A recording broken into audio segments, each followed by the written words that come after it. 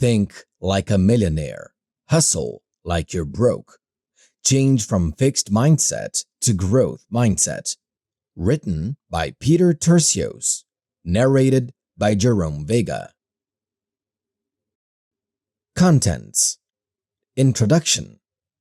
Chapter Wealth is a State of Mind. Chapter 3. Eliminating Mental Blocks.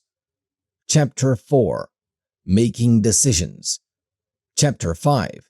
Do What You Love. Chapter 6. The Magic of Goals. Chapter 7. A Plan of Action. Conclusion. Introduction. Success is an attitude. Success is a habit. Success is easily available to all who want it, believe they can have it, and put their desires into action. Success has no secrets. Many who achieve it readily tell their stories of devoting years to their work, to their passion and dreams before they finally became successful. The main theme is always the same in every case. They love their work. They would have done it anyway. Great fortunes, or at least some level of financial stability and success, were often part of the dream, but the wealth was a byproduct of following their passion. Could you imagine Steven Spielberg making $1 million a day if he hated movies and funny-looking extraterrestrials? What if Henry Ford hadn't been fascinated with machinery? If Donna Karan hated clothes? When we do what we love, offering our gifts and talents without causing harm to anyone, we are working at the highest level of service for ourselves, those around us, and our planet. Success can't be attributed to fate, but to the deliberate application of very specific principles. Luck may be involved, but only because, as has been said, luck occurs when preparation meets opportunity. Age, education, money, background, and childhood experience do not matter in the face of these principles. The childhoods of the world's richest self-made millionaires, successful artists, and noted performers were many times rather commonplace, often poor, and sometimes miserable. At school, many of them were considered slow learners. Yet, each one of them, at a crucial moment in their lives, decided to take their fate into their own hands, and enlightened by a book, by the word or example of another, or by a powerful sense of intuition, set out to be successful. You may have reached that critical point that will change your life. No matter how old you are or what circumstances you may be in, all you have to do is be alert and receptive and believe. Know that it's possible to start from scratch, as so many others have done, and achieve even your loftiest goals. It's just a matter of believing it is possible and becoming determined to create the life you desire. In our instant gratification society, we often look only at the final product, the movie star, the millionaire, the acclaimed artist. It looks like overnight success. We don't see the years of dedication and patient persistence that went into the process. Dustin Hoffman joked that it took him 10 years to become an overnight success. And Ray Kroc, the founder of McDonald's, wrote in his autobiography, "I was an overnight success, all right, but 30 years is a long, long night." A very important aspect of successful people is that they all had failures, sometimes many failures. Most people never reach success because they give up after one or two setbacks. Napoleon Hill's classic Think and Grow Rich recounts the story of a miner who gave up after months of prospecting, 3 feet from the gold. But he applied this lesson to everything in his life thereafter and eventually became very successful. As we begin the new millennium, success takes on new meaning. Fewer people are interested in maintaining a workaholic fever to achieve millions while sacrificing health and home life. Success and prosperity now certainly include a balanced life, performing satisfying work while maintaining fitness and health, having loving relationships and a happy family life, being involved in social activities and causes, and having a sense of inner peace and fulfillment. In a recent New York Times poll, most people surveyed said it was more important to them to slow down, work less, and spend more time with friends and family than to pursue more prestige and possessions. True success can include all of this. Presenting our passionate work to the world is a service to all those around us. Building beautiful relationships and having the time to relish them is an ambition we can all achieve if we choose to. Well thought out work habits, especially the habits of mind, can bring financial security and wealth.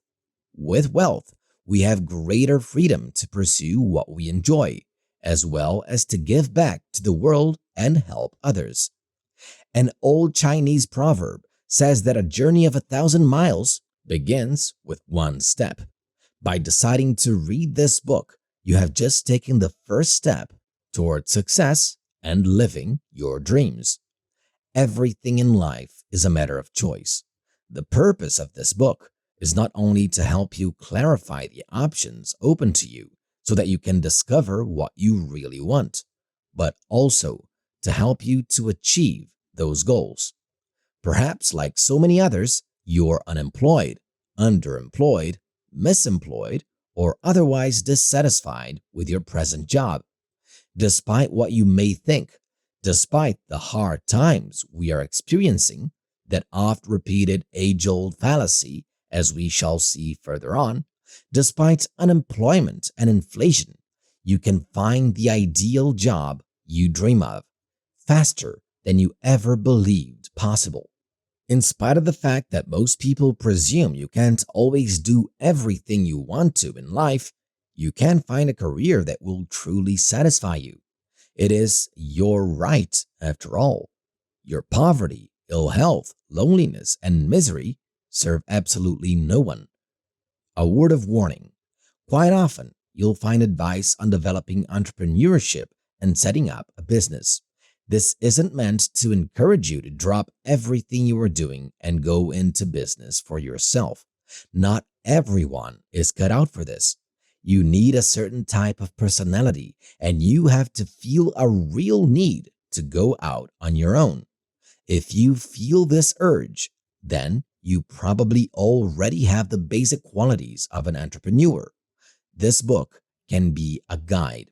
But even if you aren't the entrepreneurial type, this book will still show you how to improve your position in life, your material assets, and your outlook without compromising your basic security.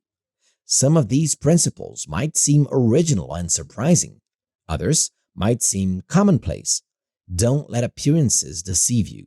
Success depends on them. Don't be put off by the apparent simplicity of some of these golden rules.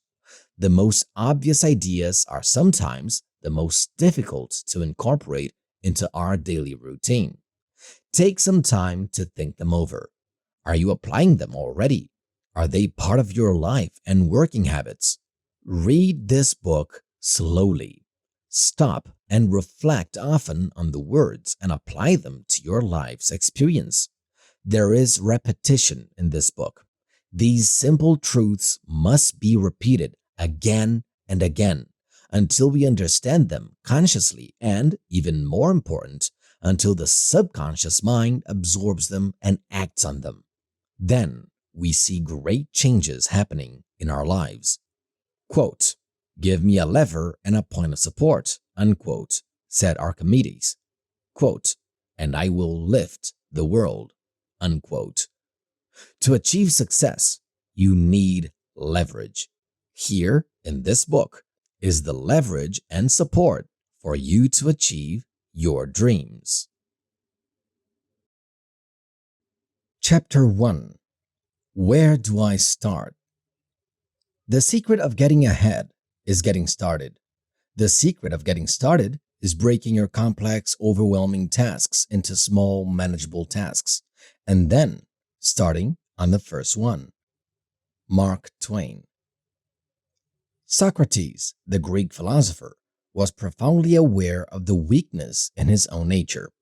Yet, he came to realize that people are evolving beings, capable of changing and growing toward an ideal. People can always improve themselves. This is part of our greatness, and that ability to improve ourselves can develop at any moment in life. Believe you can be successful. You have to believe you can be successful before you will ever succeed. Sounds like a cliche, doesn't it? But take time to stop and think about it. Where else can you begin? Your beliefs create your life experience. It's not the other way around. And no matter what you believed before, you can change your beliefs and change your life. It's impossible to create success without believing deeply that you are capable of being successful. It's impossible to live abundantly without believing that you deserve abundance.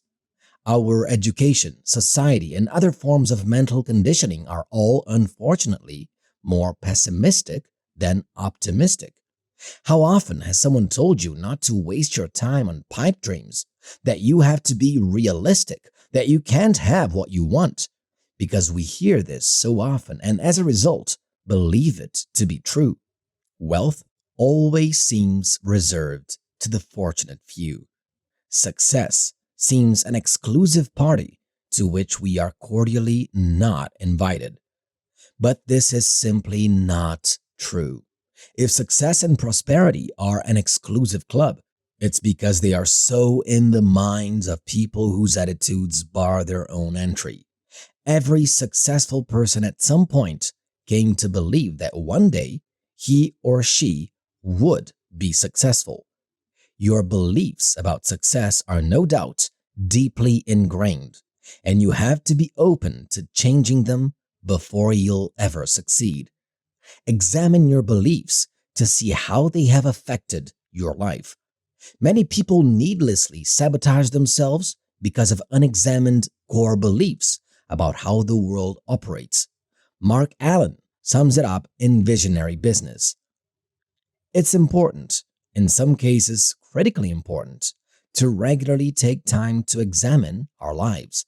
The first thing to do is to take a look at our past as clearly and honestly as we can and discover the important events and influences that have shaped our lives. Some of these shaping events have led to very good core beliefs, and those moments should be remembered, and those beliefs should be encouraged and supported. All of us have had someone in our lives who saw our potential and supported us in one way or another. We've all had glimpses of our genius as children, and we've all had other forces that have sought to crush our genius through doubt, through cynicism, through lack of faith. We need to reflect on these things occasionally. Those shaping moments that have had a negative impact on us need to be looked at, and we need to discover the negative core beliefs we formed as a result. Once those beliefs are identified, they can be let go of because they aren't true. They're simply self-fulfilling things that become true if we believe them. This is the process of becoming conscious, becoming aware of the forces that drive us, and learning how to act on those forces, how to shape our destiny, how to become powerful, how to achieve what we want in life. What are your beliefs about success? Don't be afraid to analyze your thoughts more closely. You may be surprised at the barriers you have put between yourself and success once you think about it. When you realize that you can change even your most deeply held beliefs, you can come to see that not only is it possible for you to become as successful as you would like in all areas of your life, but also that it's easy, much easier than you have ever dreamed possible. In fact, dozens of opportunities appear to you every day. Profitable ideas flash through your mind, but you usually let them slip away without pursuing them with concrete action.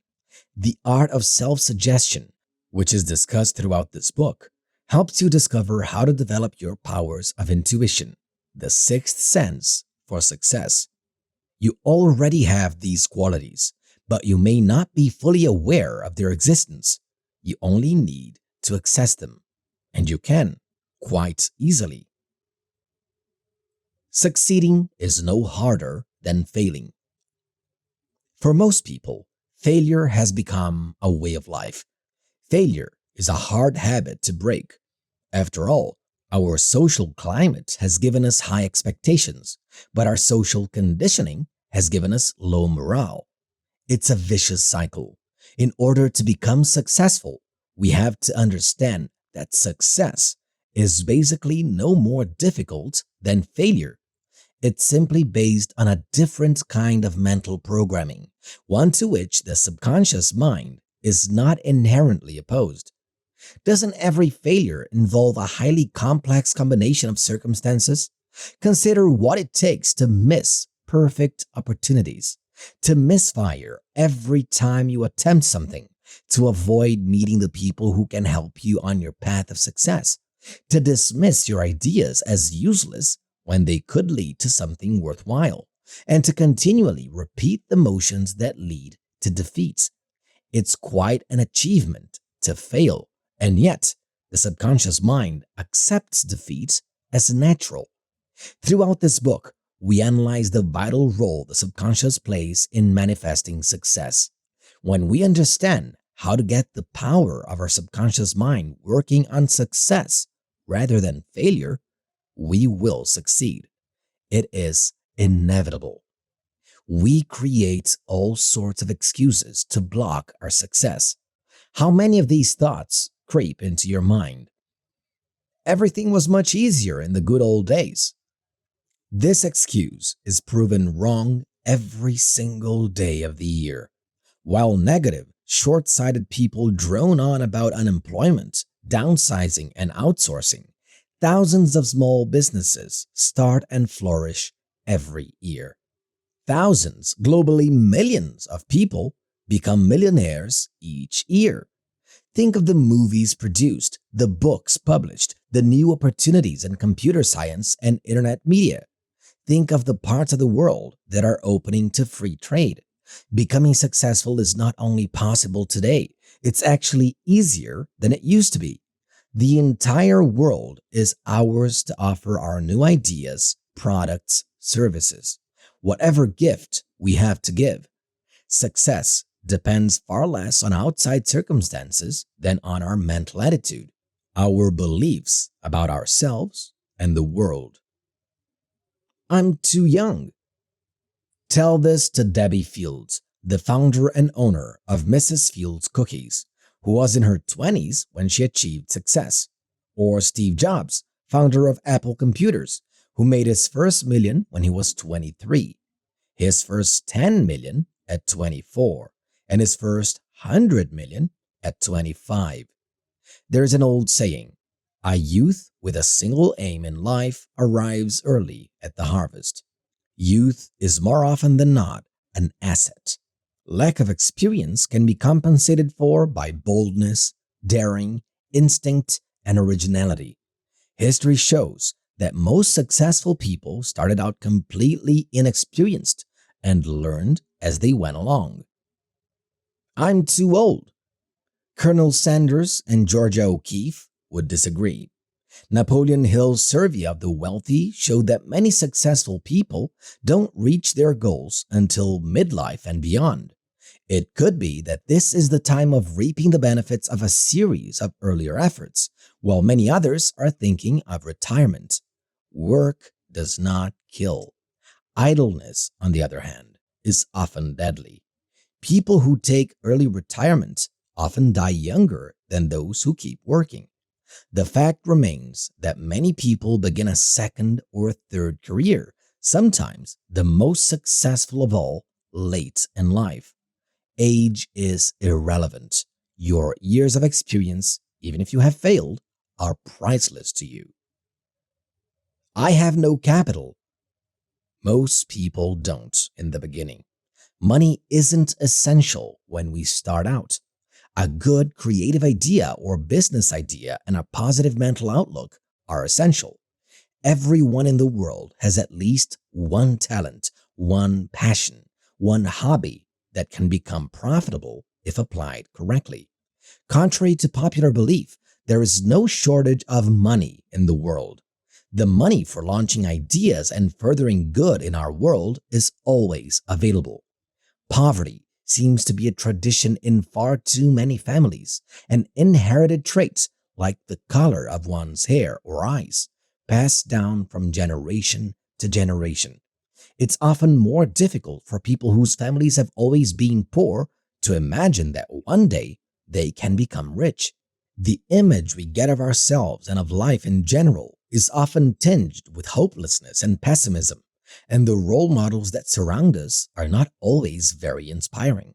But there are so many exceptions to this. Look at Charlie Chaplin, for example, one of history's wealthiest actors. He spent his youth in poverty, wandering the streets of London. The humiliation of poverty and early contact with life's harsh realities have in many cases spurred people on to great achievement. I'm not educated. Thomas Edison left school before the age of 16. Microsoft's Bill Gates is a college dropout. Even though many successful people weren't educated in the formal sense, they did acquire an in-depth knowledge of the industry in which they made their fortunes. I don't have any special talent. Many successful people displayed no early signs of being destined for fame, fortune, and fulfillment. J. Paul Getty said, quote, "I most certainly was not a born businessman," unquote. Many people talk themselves into believing that they don't have an inborn talent or what it takes to change their lives. They go to great lengths to justify their lack of success. But in reality, everyone in the world has some talent, some kind of gift. Once we discover our own unique gift, it becomes our purpose to develop it, and doing so leads to our success. I don't have the energy it takes. There's often an important difference between those who succeed and those who fail, their levels of energy. Every action we take requires a minimum amount of energy, especially mental or physical energy. Low vitality inevitably breeds low motivation. This appears to be another inescapable vicious cycle, but all it takes is a tiny spark to ignite the resources of energy that lie dormant within us. The potential energy we all have is enormous. In many people, it is hibernating, waiting to be activated. Yet, at the same time, it takes much more energy to do something we don't like than something we enjoy. Think of the energy you have and how time slips away when you're absorbed in your favorite project. When we do what truly interests and motivates us, the energy flows easily and effortlessly. I'm afraid of failure.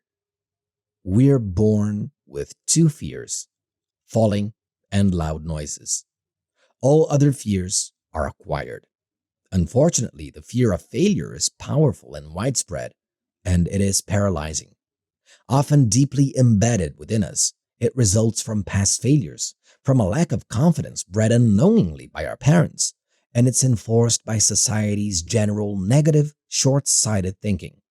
The fear of failure is sometimes expressed overtly, but is most often unconscious and subtly disguised. People don't admit they're afraid of failing. Instead, they denigrate others for building castles in the air, and they scorn dreams and creative ideas. They're champion excuse makers. Family obligations, problems, lack of time, lack of money. But wouldn't the family prefer a spouse or parent who is content with his or her work? Wouldn't time be better spent in creative expression? Wouldn't creating fulfillment resolve many problems? Then there are the if only people. If only their boss would notice them. If only they could come up with a good idea. If only they had more talent, ability, time, money, or luck. If only they had been born in different circumstances or under another astrological sign. Obviously, if you never try anything, chances are you will never fail. But then you're not likely to succeed either. Success doesn't miraculously appear out of the blue.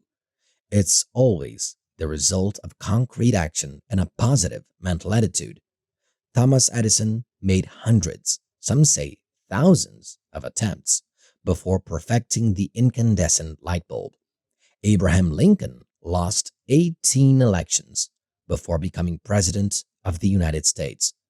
We are not singing the praises of failure, but we know through experience that every personal defeat can be an education in itself, at least if it's accepted with an open mind. All I've done is fail. One underlying reason for many people's paralyzing fear of failure is that they have already failed, or at least believe they were unsuccessful in the past.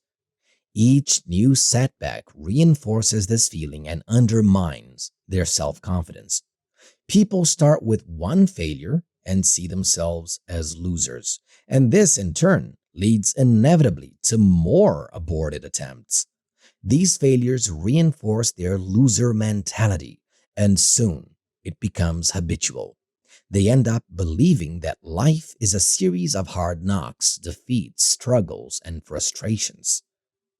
Why have you failed until now?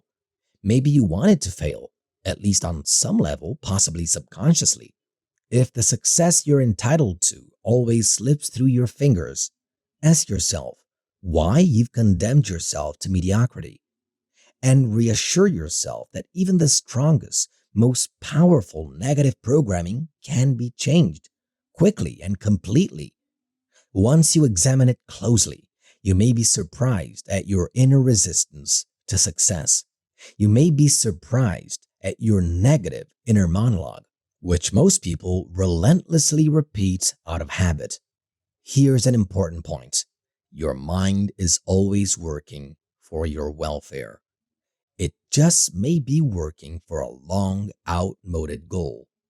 For instance, maybe your high energy or enthusiasm for something as a child brought harsh criticism from your parents or siblings. You very quickly learned to be quiet and restrained. But now, as an adult, there's no reason to remain unseen and unheard. Yet, no one told your subconscious mind. Look at it this way. Our failures should be seen as stepping stones that bring us closer to our goal.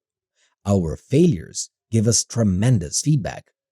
Isn't it true that with each perceived failure, we learn something of value? Failure is our way of learning and growing.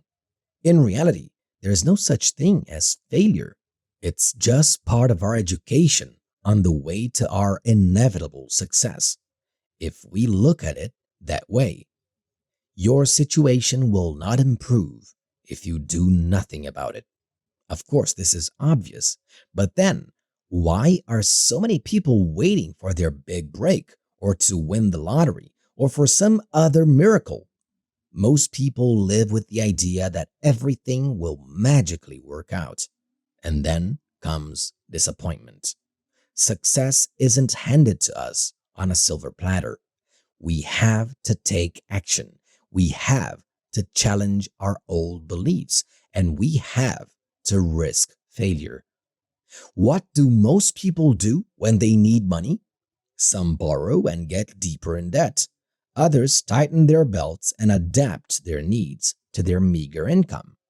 Instead of challenging themselves and their world to fulfill their dreams, most people limit their dreams to their perceptions of the world's constraints. They have a passive, wait and see attitude. Let's see if this miracle happens. And most often, it doesn't happen. Our lives reflect our beliefs. Unlimited success comes from an unlimited belief system. to improve your financial situation, to track down a job, to get a raise in your salary, to double your income, to become fit and healthy. You have to passionately want to improve your life. You have to take action, adopt precise measures, and change your attitude. This has to become a fixed objective. This overriding desire is mandatory to create the life you want. Determination and will are all the strength you need. Kazuo Inamori, CEO of Kyocera International and author of A Passion for Success, puts it this way. An entrepreneur must first have a clear vision of what he or she wants. A mere dream of what you want is not adequate. Instead, cultivate a desire so strong and a vision so clear that they become part of your subconscious mind. So many people honestly desire to improve their lives, but still fail in their attempts to become successful. The reason is that they have mistaken wishing for wanting. Wishful thinking is far more common than really wanting something. A wish is weak, changeable, and passive. It's not strong enough to overcome procrastination or other obstacles that may arise in the process of getting what you want. Really wanting something is a spur to action. It does not tolerate delays. It bypasses obstacles. It gives us wings to fly. One day, a wise man was asked by a disciple what it took to obtain wisdom. The sage led the disciple to a river and plunged his head underwater. After a few seconds, his anxious follower began struggling, afraid he was going to drown. But the teacher continued to hold his head underwater. The student struggled even harder. Finally, the wise man let him go just before he would have drowned and asked him, "When your head was underwater, what did you want most?" "To breathe," the frightened boy answered. Well, there you have it. That's exactly how much you must want wisdom. And for those of us seeking to improve our lives, that's how much we must want success. Life gives you what you sincerely want. James Allen wrote in his classic work, As You Think, "If you cherish a vision, a lofty ideal in your heart, you will realize it. You will become as great as your dominant aspiration." Unquote. If you content yourself with mediocrity, that is what you will have. Since you're reading this book, you're probably not completely satisfied with your situation. But this dissatisfaction is a gift, as there is something intensely motivating about dissatisfaction. It fuels dreams.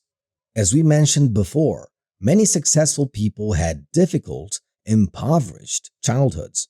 They felt humiliated. Their desire to rise above poverty and low social status was so intense that it propelled them toward their dreams. It is important to bear in mind, however, that even if you have high aspirations, you will still encounter obstacles. Quote, "Even with such strong desires, circumstances will change," unquote, Inamori says. Quote, "Still, do not use these circumstances as excuses. Your determination should be so strong as to overcome any obstacles, foreseen or unforeseen." Unquote. The dreams you carry and nourish in your heart are your most noble part. Those who stop dreaming, those who ignore their most intense yearnings, are living a life of emptiness and frustration. Don't let this happen to you. Change your life by daring to let yourself be carried away by your dreams and to live out your dreams to the fullest. This philosophy may appear naive. It is. Without naivete, without the innocence of dreams, nothing great would have been created in this world. Humans would not fly. Epic films would not have been made. Ford wouldn't have created the mass-produced automobile. Edison wouldn't have lit the world. A serious outlook, cynicism, and even strictly rational thought are great obstacles to success. We aren't arguing in favor of extravagant, irrational behavior. Far from it. The truth is, at the root of every great discovery and exceptional success story lies a dream, an aspiration, a desire. This desire transcends cynicism and strictly rational thought. Within your deepest desires and highest dreams are the keys to your success. Summary and recommended action. To sum up this first chapter, there are 4 initial conditions to fulfill in order to become successful. 1. Believe you will be successful. The first prerequisite is having faith, believing that you can attain success, believing in yourself. This belief can be created by using self-suggestion to change your old programming. If you don't believe in yourself or your ideas, you'll never convince anyone else to believe in them. Success never comes out of the blue, handed to you on a silver platter. The obstacles you'll have to overcome, the difficulties you'll inevitably meet, and the sustained efforts you need to make all require a good dose of faith to spur you on. 2. Be aware that your situation will not magically change if you do nothing about it. Set a clear goal and take whatever steps you can each week to move a little closer to the goal. Great success is the result of a great many small steps. It doesn't require taking huge, scary leaps. It only requires taking the next obvious step in front of you. 3. Passionately desire to improve your life. Make a list of the excuses and the inner monologues that keep success at bay. This stage is absolutely essential. It makes you aware of your limiting beliefs. Once you know them, you can overcome them. Successful people have learned to release doubt from their minds. They have tremendous faith in both themselves and in their plans, despite any opposition they may face. 4. Dare to dream, and to dream great dreams. Within your deepest desires and highest dreams are the keys to success. Your subconscious mind knows only those limitations you have imposed upon it through your own limiting beliefs, and those beliefs can be changed using the tools in this book.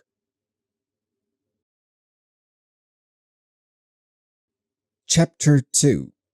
Wealth is a state of mind.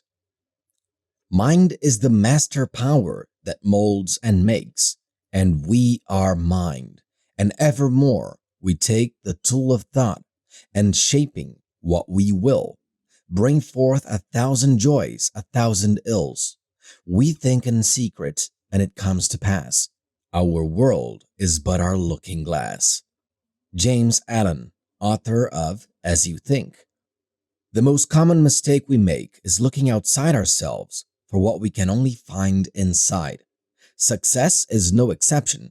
Just as the source of true happiness lies within each of us, success also comes from within. Success is the result of a very specific mental attitude. Call it what you like.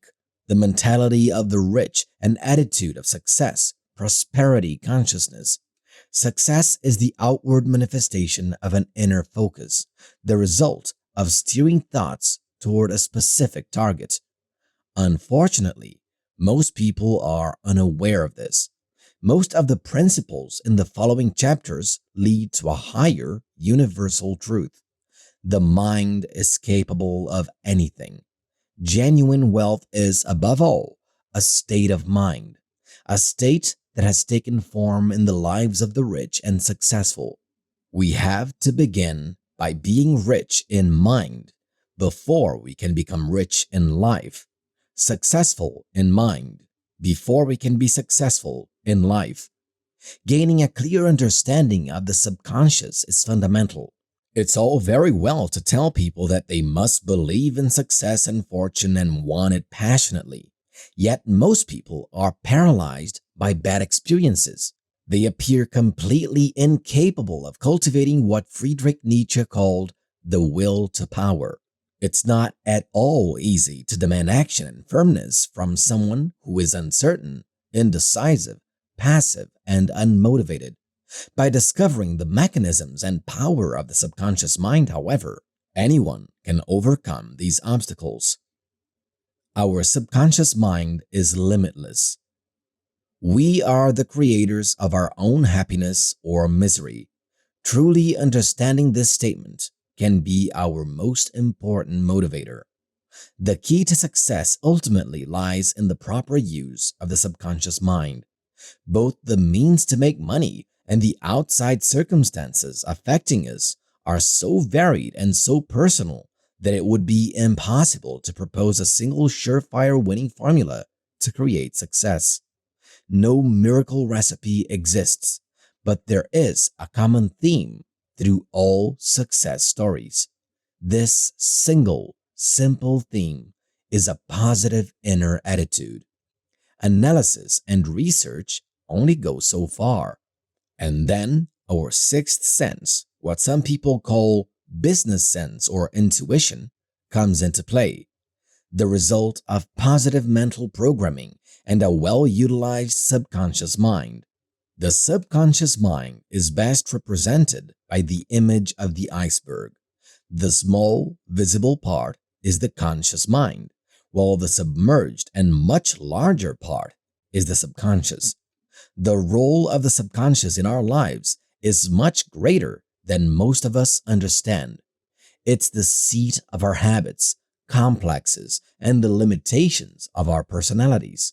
No matter what we think, the subconscious, not outside circumstances, is responsible for an individual's success or failure. There are many ways we train our subconscious. One of the strongest ways is through our beliefs. Peter Senge, author of The Fifth Discipline, writes, "Most of us hold one of two contradictory beliefs that limit our ability to create what we really want. The more common is the belief in our powerlessness, our inability to bring into being all the things we really care about. The other belief centers on unworthiness, that we do not deserve to have what we truly want.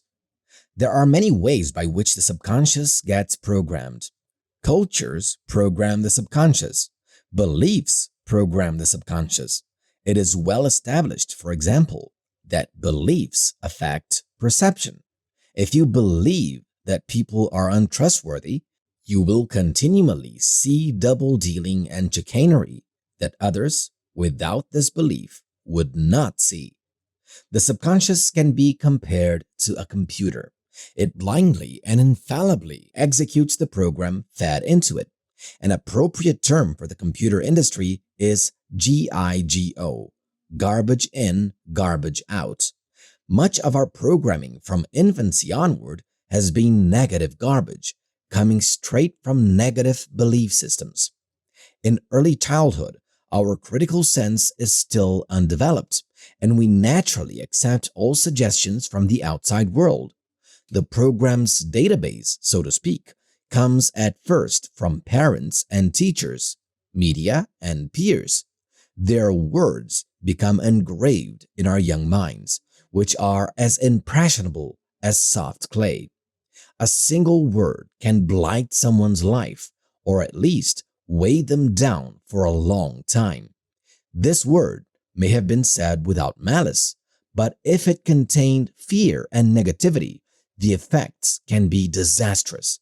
A pessimistic mother, one day snapping in frustration, may tell a child she considers too impulsive or whimsical, "Quit dreaming. Stop living in the clouds. Who do you think you are?" These remarks are recorded in the child's subconscious and become part of his or her mental programming. The job of the subconscious, which has almost limitless power, is to execute this program, making the child fail over and over again. The most tragic thing of all is that people who have this type of early conditioning can spend their entire lives unaware that they are the victims of negative mental programming. Words are extremely powerful agents. A declaration of love, a piece of bad news, a word of congratulations, all have a major impact on our inner state. And the words don't even have to be true for the mind to accept them.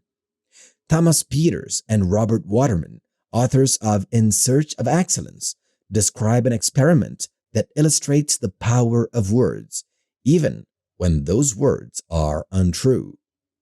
The old adage is, nothing succeeds like success.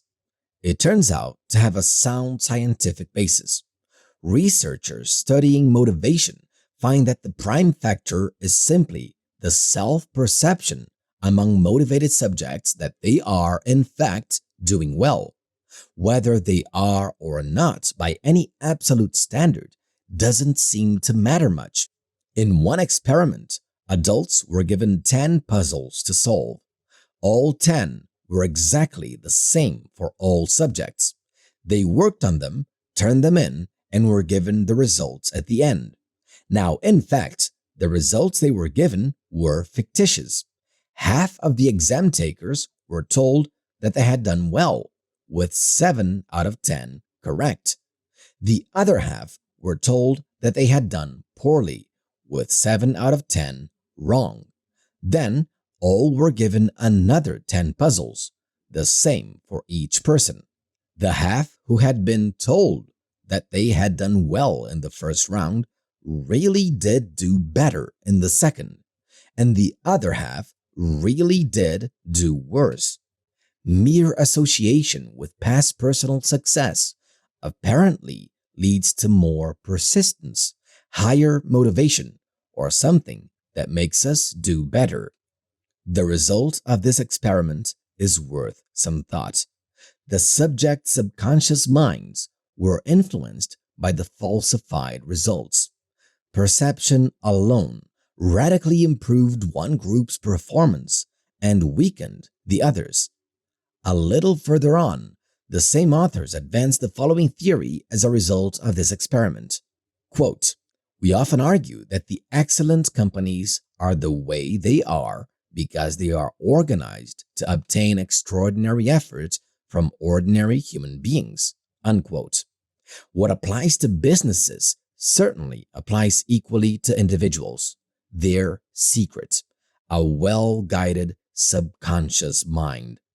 In addition to parents, teachers, and friends who clumsily express negativity without realizing the harmful impact they have, there is another very important programming agent as well, the individual. All of us have our own inner monologues that program us constantly. We repeat to ourselves, "Nothing ever works out for me. I'm always tired. What am I doing with my life? I'm not appreciated enough. I'm not good enough. It's so hard to succeed.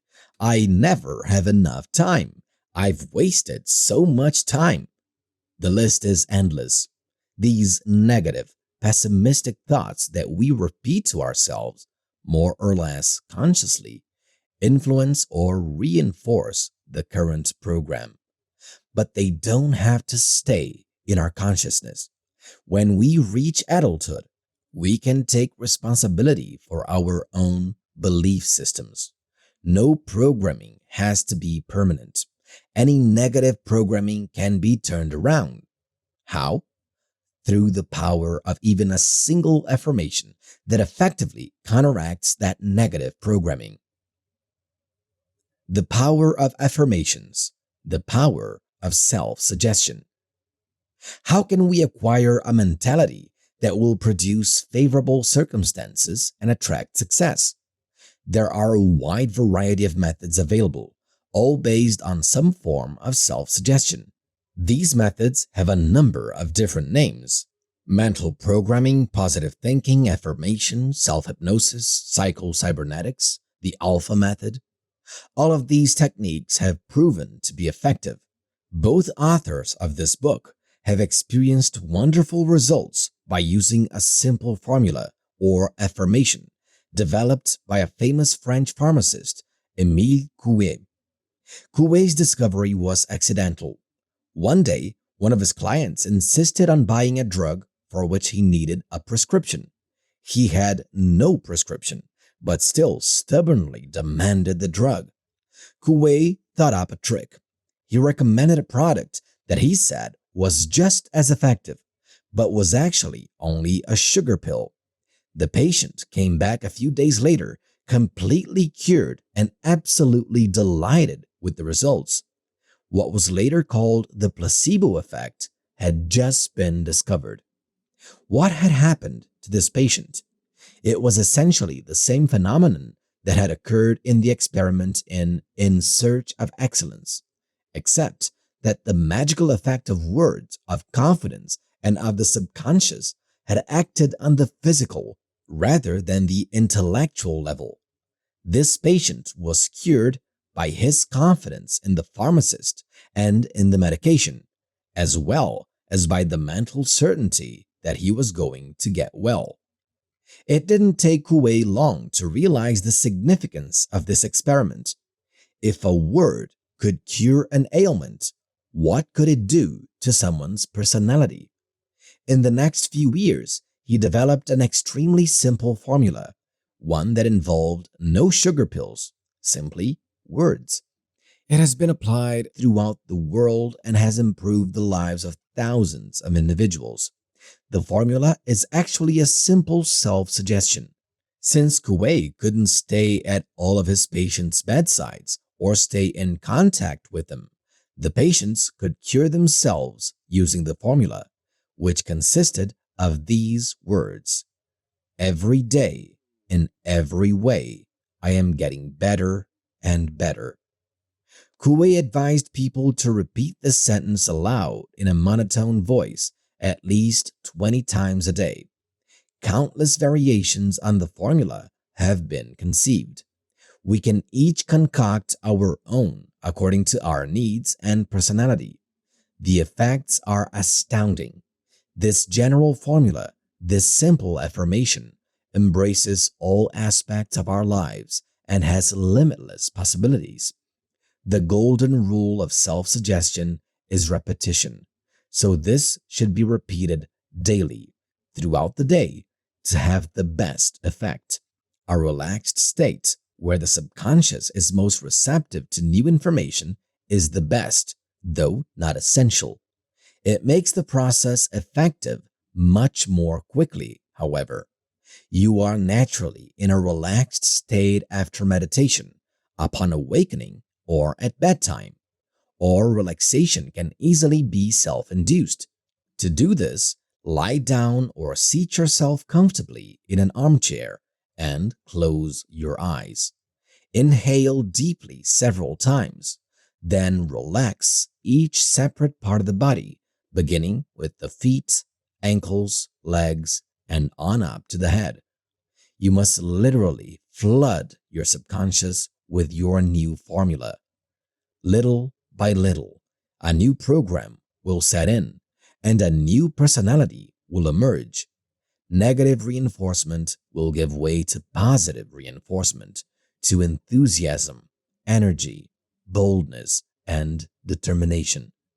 Don't be put off by the simplicity of this method, as were many of Kuwei's contemporaries who refused to believe that such a simple technique could be effective. As the authors of this book, we are living proof this technique is effective. Try it several times a day for at least a month and see the results for yourself. Many successful people, when faced with adversity, have subconsciously resorted to this technique or others like it. Whether confronted by problems or on the threshold of a new adventure, they learned to condition or reprogram themselves by repeating the ideas that they would reach success, that no obstacle would hinder their attempts, that their visions would certainly become reality. The cumulative result of all our inner programming is our self-image. Despite our conscious efforts to create a self-image, each of us has only a vague idea of the one we actually project. We have an even more vague idea of the role self-image plays in our lives. It's important to understand this because people are what they believe themselves to be. Everything in our lives, including our wealth, joy, and physical shape, is directly proportional to our self-image, directly influenced by our self-image. Peter Senge adds another important point. Ultimately, what matters most in developing the subconscious is the genuine caring for the desired outcome, the deep feeling of it being the right goal toward which to aspire. The subconscious seems especially receptive to goals in line with our deeper aspiration and values. According to some spiritual disciplines, this is because these deeper aspirations input directly to or are part of the subconscious mind. His words are worth pondering. Picture your success. Imagine it clearly. What do you want? What does your version of success look like? You are unique. You have a unique definition of success, and success can only come through your unique vision. Those who see themselves as nothing but lowly employees, who can't imagine ever being able to scale the corporate ladder, will stay in lowly positions. There's no way I can double my income in a year. If this is what we believe, life proves us right. We always establish our goals according to our self-image. It's therefore just as hard for us to fail as to succeed. And it's just as easy for us to succeed as it is to fail. A new self-image produces a new goal, and a new goal results in a new life. In her powerful book, Creative Visualization, Shakti Gawain writes, quote, "Creative visualization is the technique of using your imagination to create what you want in your life." Unquote. All successful people picture themselves successful before achieving their dreams. No matter how poor they were in the beginning, no matter how little education they had, no matter how few contacts they had, all of them pictured themselves successful. They became convinced they would be successful. Life answered their dreams in accordance with their self-image and the faith they had in their success. Because of this direct correlation between your self-image and what life offers you, it's extremely worthwhile to work on your self-image so that every day in every way you are getting better and better. This affirmation does wonders for your self-image. You can change your self-image at any time according to your aspirations. In the beginning, when you start reprogramming yourself and shaping a new self-image, you'll inevitably be influenced by your old image. This is completely natural. Change takes place in gradual stages, but you'll eventually develop a new self-image and it will produce new goals, and new goals will inevitably change your life for the better. Experience has shown that to be fully effective, self-suggestions or affirmations should be 1. Brief. If they are too long, they will not be effective. And 2. Positive, which is absolutely essential. The subconscious works differently from the conscious mind. If you say, "I'm not poor anymore," the word poor might be subconsciously retained because it is the keyword. Repeating the statement with a negative word could produce the opposite results of what you want. You have to take a positive yet gradual approach. Some authors write that you must formulate your suggestions as if you already have what you desire. I am now rich. This could be counterproductive in some cases. However, because your conscious mind might see a contradiction here, mental conflict could arise to compromise the positive results of the suggestion. If you repeat, "I am now rich," or "my job is perfect," at least some part of your mind will naturally sense the inconsistency, especially if you're broke or out of work. In our opinion, it's better to say, I'm getting more and more successful day by day, or I am creating a perfect job. It's important to find the affirmation that feels positive and empowering for you. Affirmations guarantee success. We know this from experience. Even starting with a mechanical and barely convincing repetition of your words has some effect. The more emotion and feeling you put into your suggestion, however, the better the results will be. Don't impose limitations on your affirmations. Your potential is extraordinary. As Ray Kroc, the founder of McDonald's, said, think big and you'll become big. Summary and recommended action. To sum up this chapter, these are the ways to imprint powerful change in your life. 1. Write down your version of success in the form of an affirmation that is particularly powerful for you. An example might be, I now have an annual income of blank dollars, or I am creating the perfect job for myself. This simple act will have a great impact on you, giving your thoughts more power and authority.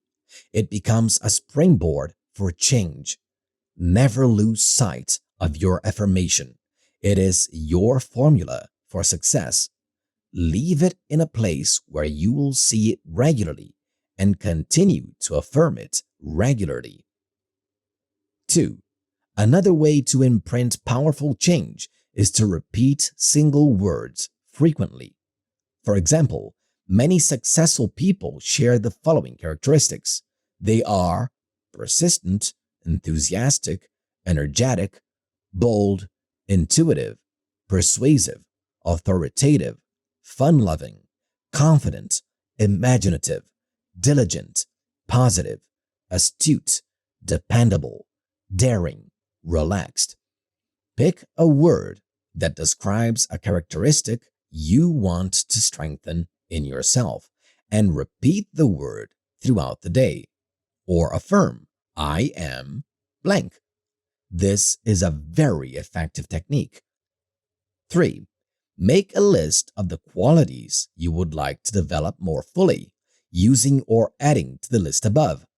Choose the qualities you need to work on the most. Work on one at a time, starting with your weakest. Feel how much stronger you soon become. 4. Affirm to yourself repeatedly. Every day, in every way, I am getting better and better. Chapter 3. Eliminating Mental Blocks. To succeed, we must have a desire so strong that it reaches and permeates our subconscious minds. Kazuo Inamori, founder and chairman of two of Japan's most successful companies and author of A Passion for Success. Perhaps this is the only piece of advice you'll need to create the success you want. To succeed, we must have a desire so strong that it permeates our subconscious minds. Once this happens, we connect with the infinite organizing power of the universe, and it supports our desire. Once this happens, we create what we want in life, and we create a new self-image in the process. Creating a new self-image inevitably entails letting go of the old one. Yet everyone resists this kind of change. Everyone has created mental blocks that work to prevent change, even change for the good. Mental blocks are unconscious beliefs that have been reinforced by experiences in our lives. Willis Harman discusses unconscious beliefs in his book, Global Mind Change. A person's total belief system is an organization of beliefs and expectancies that the person accepts as true of the world he or she lives in. Verbal and nonverbal, implicit and explicit, conscious and unconscious. The belief system does not have to be logically consistent. Indeed, it probably never is. One of the most common, deeply embedded and harmful mental blocks is the belief that money is bad. This can often be traced to the Judeo-Christian Bible passage, quote, "Money is the root of all evil," unquote. Actually, the entire passage reads, quote, "The love of money is the root of all evil," unquote. Certainly, the love of money can promote greed and selfishness. The danger lies in becoming a slave to money. It is an excellent servant, but a cunning and powerful master. It can be seductive, drawing all one's time and energy into its acquisition. It's important to keep this in mind as you begin to make more of it, as you inevitably will if you continue reading books like this one and absorbing these principles of wealth consciously and subconsciously. If we are honest with ourselves, we intuitively know whether our relationship with money is positive or not. Money is badly maligned in many areas of our society, and some of the reasons are justified.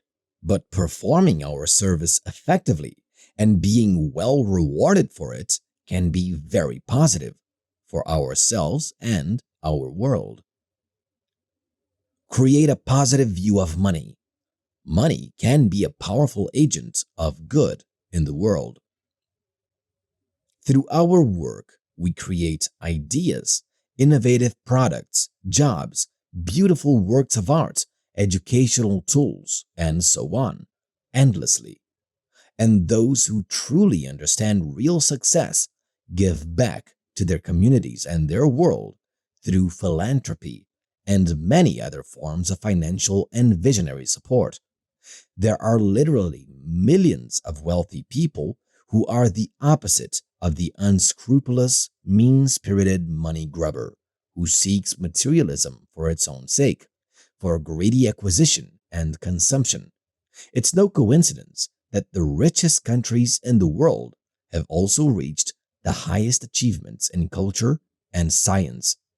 Money affords us the time and resources to pursue desires beyond basic human needs, to create things that are as important as survival itself. Money is simply a recognition of services rendered. Most people who become wealthy have provided services to many people and have been justly rewarded for them. Walt Disney brightened the lives of millions of children and adults as well. The list of contributions made by the wealthy is endless, for money is power.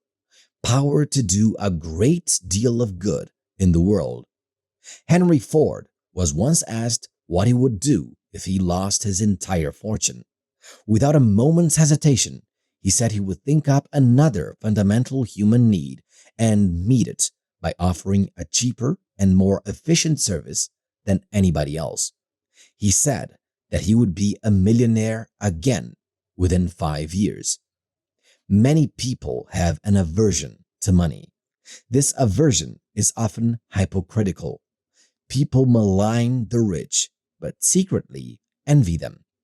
Once you begin to understand some of the principles in this book and begin providing the kind of services to humanity that will make you substantial amounts of money, your attitude toward the rich will change completely because you'll become one of them and you'll be able to do a lot of good for a lot of people with your wealth. Another prevalent mental block is the fear of going against family backgrounds and upbringing, outdoing one's parents, for example. Not everyone suffers from this, of course. We have already seen that poverty can be a strong catalyst for success, but in many cases, poverty is a form of neurotic behavior, a mental rut that goes nowhere, the reflection of an impoverished self-image. Mental blocks around the issue of making money come disguised in a great variety of forms that we need to examine as we recognize them in ourselves. It's important to integrate a positive view of money and success into your new self-image. Be vigilant and honest with yourself. Identify your mental blocks and release them. Identify your limiting beliefs and change them. Replace them with more positive, powerful thoughts. Both poverty and riches are the offspring of thought. There are no limitations to the mind. This is a very powerful truth, one that bears repeating. There are no limitations to the mind, except those we accept. Once we understand this as a truth, we can become successful and shape our present and future life to match our aspirations. When we apply this truth to our lives, our circumstances become whatever we desire. Our lives become whatever we want them to be. If you steer your thoughts in a positive, expansive direction, you'll become as powerful as you can imagine. Every day, make sure that you devote some time to reprogramming yourself, to creative visualization, guided imagery, daydreaming. Many people are paid extraordinary salaries to daydream. Our most lucrative thoughts can come through daydreaming, free rambling fantasy, and brainstorming future possibilities.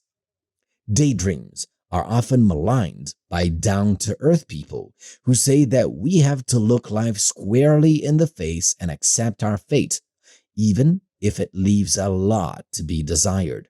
Yet, these resigned and unhappy individuals forget that there are two types of dreamers: those who make no attempt to turn their dreams into reality, and those who understand and believe in the creative power of the subconscious.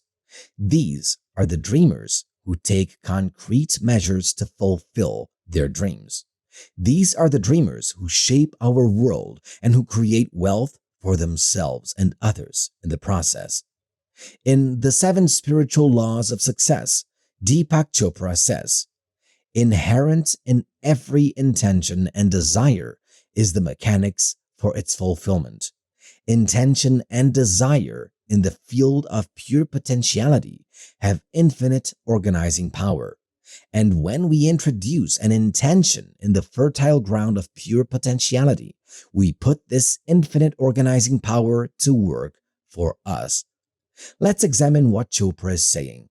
If intention is thought, and our thoughts are filled with negative ideas toward money, we can only make enough to get by, for example, or there is never enough, we will fulfill these thoughts. If, however, we fill our mind with new and positive images, there are no limits as the universe contains infinite possibilities, we will fulfill these thoughts and become as successful as we can possibly imagine. Clearly imagine that you already have what you hope for, that you have reached your goals. What does your life look like? One reason this exercise of imagination is so effective is that the subconscious is not governed by the same rules of time as the conscious mind. In fact, time doesn't exist in the subconscious mind or in our dreams, which are the subconscious mind's most easily recognizable byproduct. This is why trauma experienced in early childhood can affect people long after they're adults. Rational minds understand that they no longer have to worry about the past, but the subconscious may not recognize the difference. This is also why we can pretend that something is true in our fantasies and our visualizations, and the subconscious mind will go about its work and bring what we imagine into reality, whether the things we imagine are our fears or our ardent desires for the very best. This may seem to contradict what we said earlier about affirmations. In our fantasies and visualizations, however, it is very effective to imagine as fully as possible that we have created the future we dream of. Our thoughts materialize. All of our thoughts tend to materialize in our lives when they are repeated enough. This is why, in order to succeed, we have to monitor our thoughts closely. If we continually focus on financial troubles, we invite them to stay. Wherever you focus your attention, wherever you put your energy, that is what will grow. If you focus on the good that you want, you become abundance, prosperity, and success. If you focus on how little money you bring home every month, you will continue to experience frustration and need. However, if you focus on putting even a small amount away, just $10 a week in a savings account, for example, and imagine the account growing, you will begin to create abundance in your life because your focus will shift from lack of to growth. Try it and you'll be amazed at how different it feels to focus on growth rather than lack, on prosperity rather than poverty. The subconscious is a vast field governed by the universal law of cause and effect. As we sow, so we reap. Thoughts and ideas are the cause. Facts and events are the effect. Most people have more imagination for conjuring up problems that prevent them from realizing their dreams than for recognizing their opportunities for success. Stephen Covey, author of The 7 Habits of Highly Effective People, emphasizes this point. Habits have tremendous gravity pull. Like any natural force, gravity pull can work with us or against us. The gravity pull of some of our habits may currently be keeping us from going where we want to go. Breaking deeply embedded habitual tendencies such as procrastination, impatience, criticalness, or selfishness that violate basic principles of human effectiveness involves more than a little willpower and a few minor changes in our lives. It takes tremendous effort to break free from the gravity pull of such habits. But once we do, our freedom takes on a whole new dimension. Change, real change, comes from the inside out. It comes from striking at the root, the fabric of our thought, the fundamental essential paradigms which give definition to our character and create the lens through which we see the world. Successful people are inspired by their dreams, and they focus on the means to reach them, not on what's keeping them from realizing them. Inventors see their inventions. Artists see their completed works. Successful entrepreneurs see their businesses thriving. Visionaries, social workers, nonprofit workers, and even some politicians see society changed for the better. Ted Turner, creator of a broadcast empire, said, quote, "A visionary is supposed to have a vision of the future." Unquote. Ideas govern the world. The power they have is phenomenal. It is therefore necessary to repeatedly fill our minds with thoughts of service, abundance, and success, to break free of the gravity pull of our negative thoughts. Eventually, we replace the old negative thoughts with a new positive self-image. Each thought has energy, and through some mysterious law of attraction, draws objects, beings, and circumstances of a similar nature to it, like a magnet. Negative thoughts attract negative experiences. Positive thoughts attract positive experiences. Unfortunately, this truth is not always supported by society. Our education system generally supports and encourages the rational and strictly logical part of thought, while neglecting or even scorning its intuitive and imaginative side. The right side of the brain is too often ignored. And yet, nothing great has ever been achieved without an original dream. A dream is a kind of projection of our inner selves. What in fact is a projection or a project? By definition, it's something that we throw forward.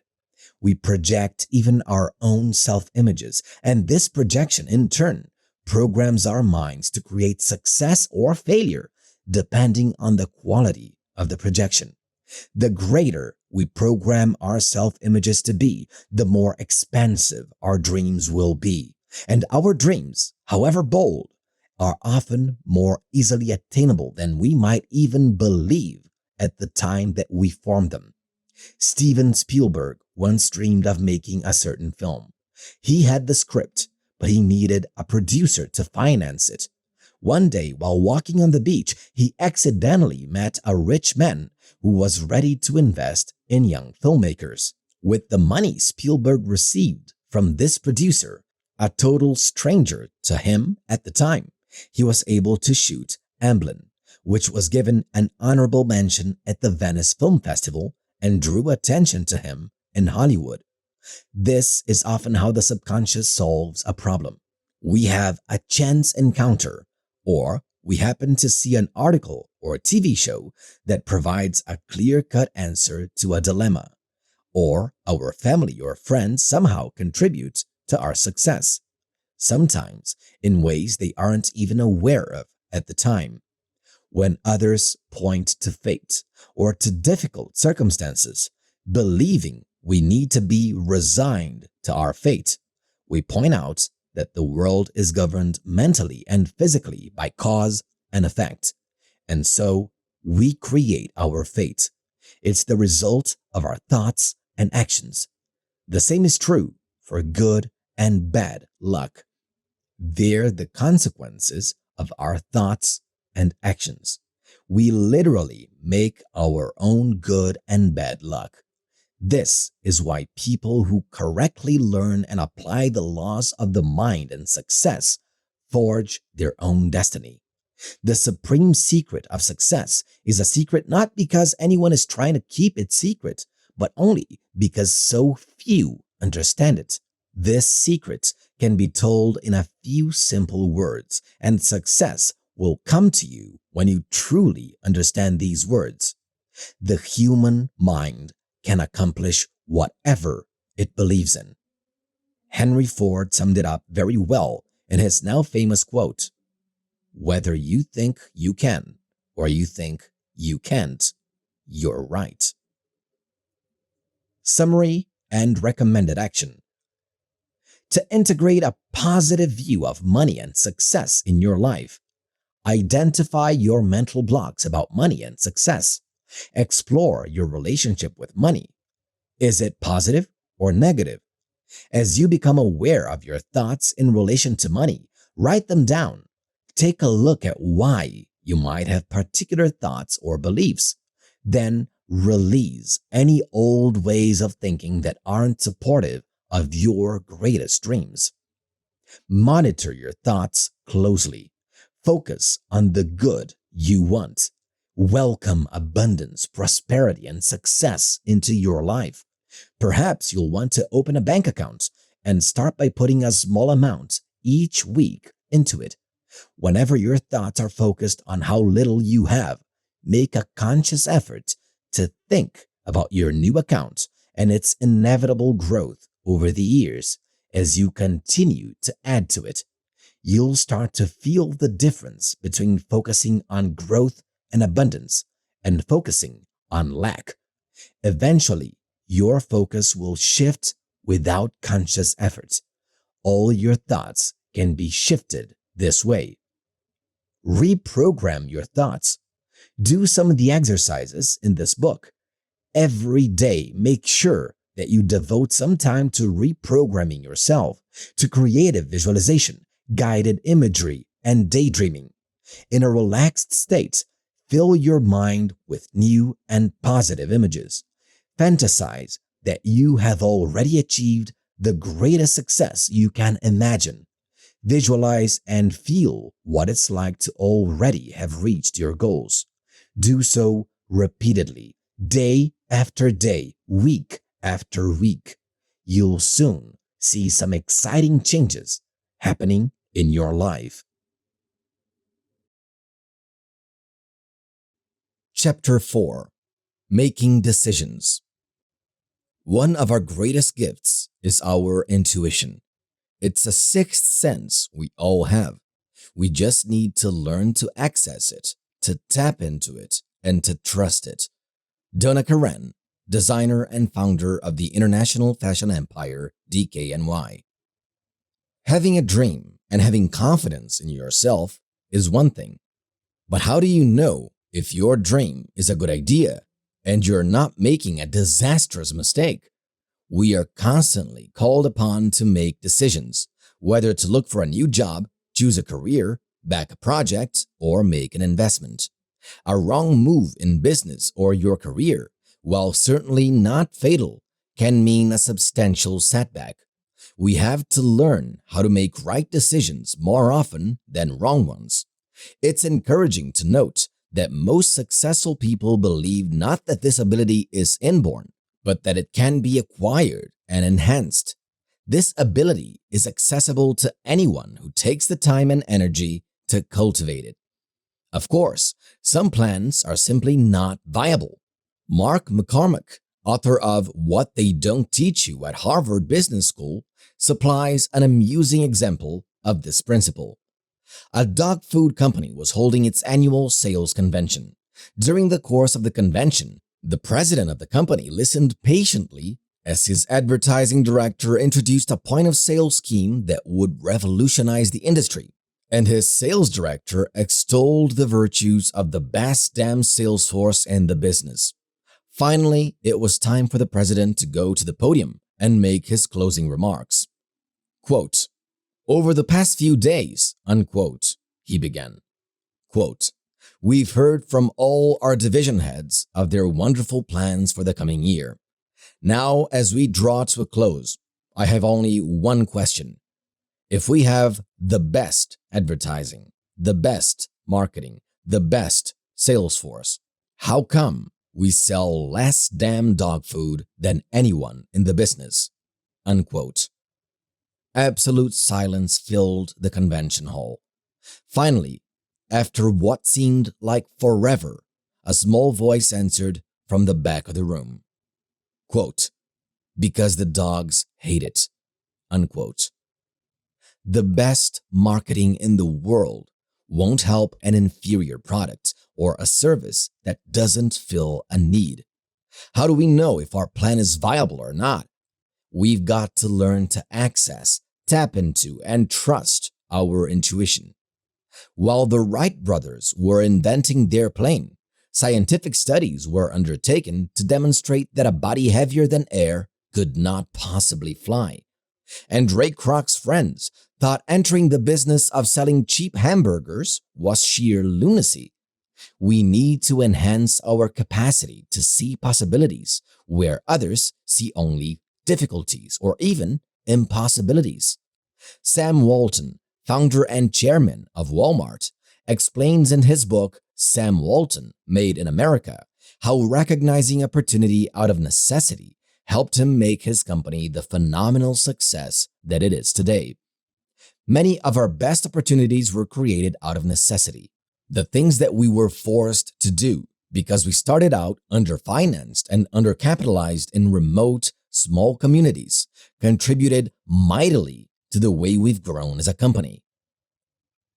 Because Walton had the capacity to see possibilities where others saw only difficulties or impossibilities, his company grew and continues to grow and flourish.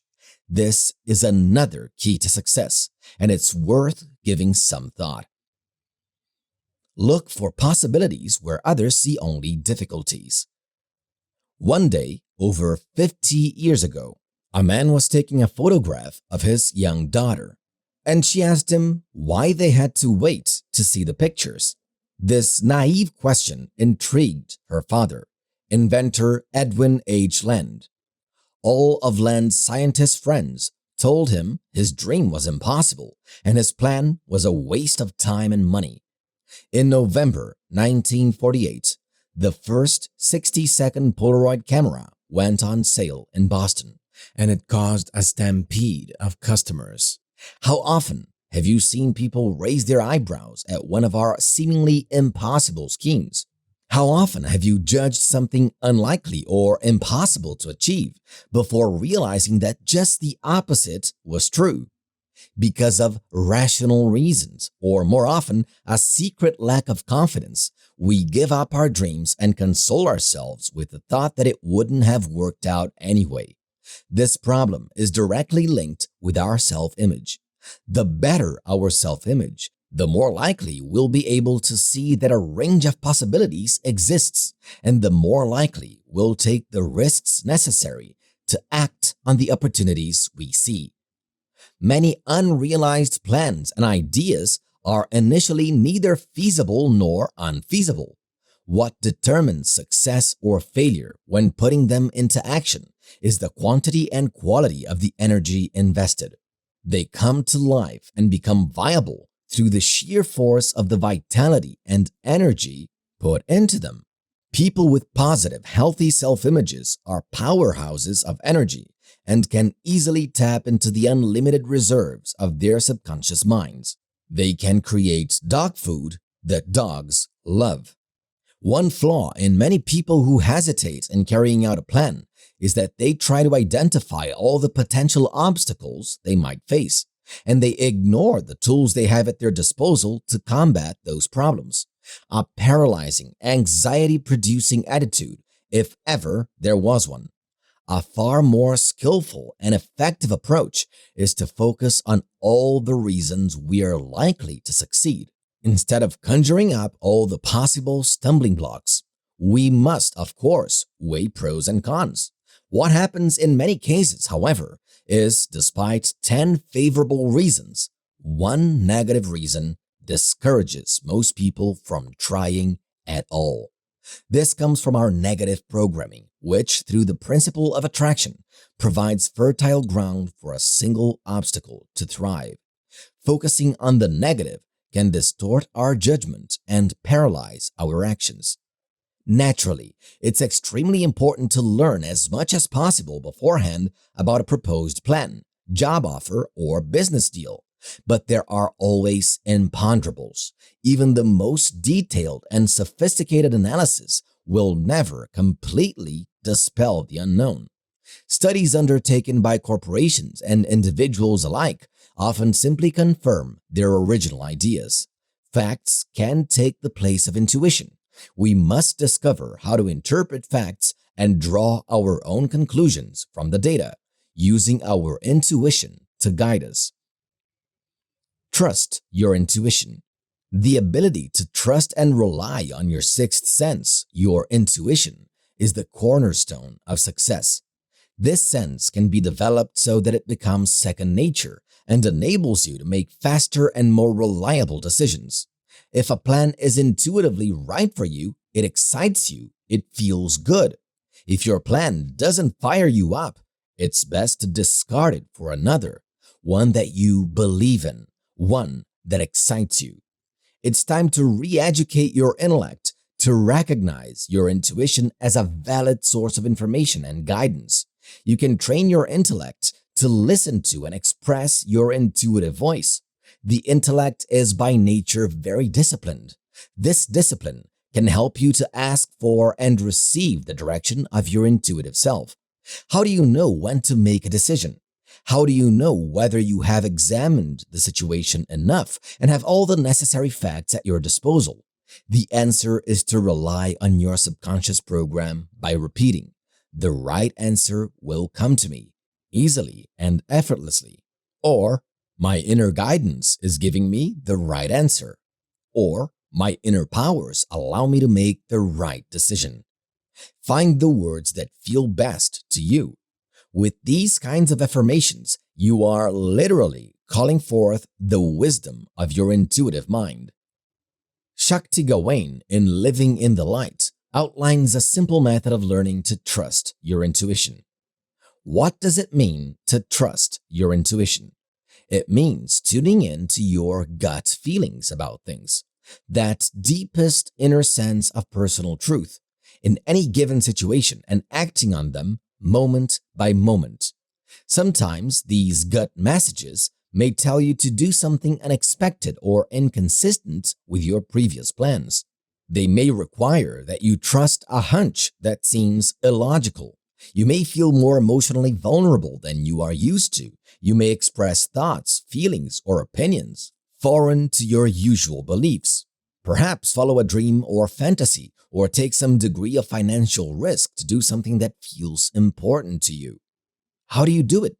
Learning to trust your intuition is an art form, and like all other art forms, it takes practice to perfect.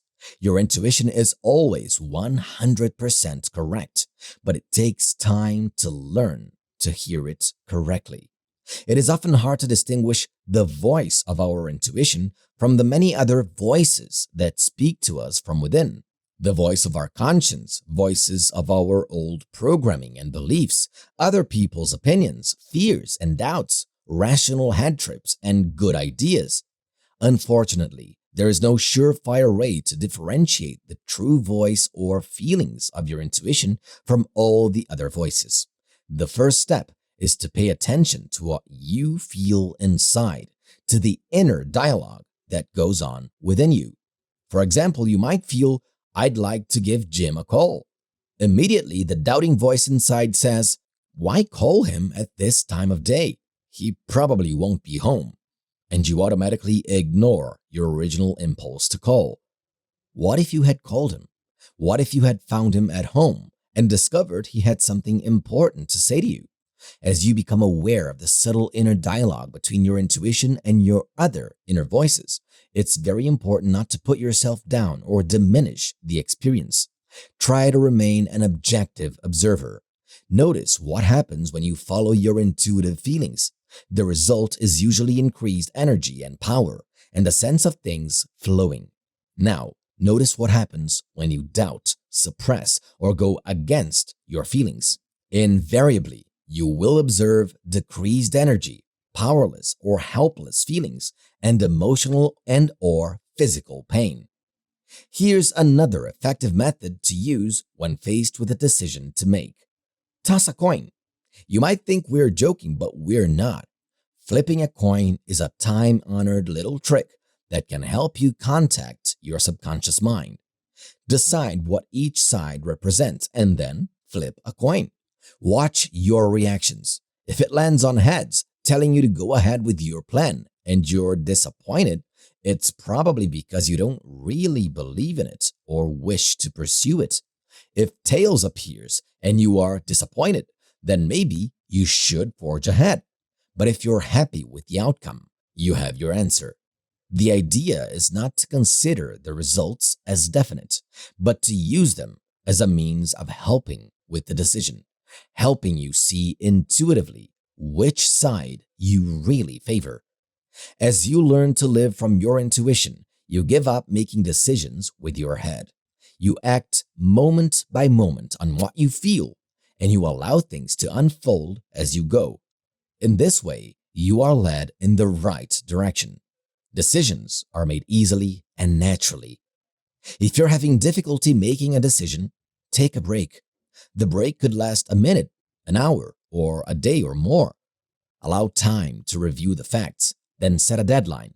At 3 p.m., I will tell the board my decision. The time frame will activate your intuitive decision-making process. Another time-honored solution is to sleep on the problem. Quote, "Sleep is the mother of counsel," unquote. This old adage is true because we easily contact our subconscious at night. So many problems that seemed so intractable in the evening simply dissolve overnight. The morning light brings clarity and the solution seems obvious. Another invaluable technique when faced with a problem or idea or opportunity is to list all the pros and cons. This might seem obvious, but it's effective. If the scale tips in favor of one side right away, your decision is easy. If the pros and cons balance out, let your subconscious deal with it. It will find the right answer. 1 point. If the pros and cons balance out evenly, this can indicate that the plan will run up against problems. Doubt can eventually undermine your enthusiasm and your belief in yourself. If you only half believe in a project, the results will match the expectations. The ideal time is now. Most people make the mistake of waiting for the ideal time. This is just another excuse. The ideal time to start succeeding is today, this very minute. Write down a plan of what you want to achieve. Make that phone call you've been thinking of, or write that letter you've been intending to write. Do it now. The fundamental weakness that ruins so many people's lives is procrastination. Time is a vital component of any dream. An idea that might be a brilliant success today might completely fail in a year. A phone call might work wonders at one moment and come to absolutely nothing at all at another. The best decision, almost always, is to do it now. All successful people have developed the ability to make decisions and act quickly on those decisions. Quote, "Haste hinders good counsel," unquote. So the proverb goes. Yet, procrastination and slowness surely do more wrong than hasty decisions. Stick to your decision.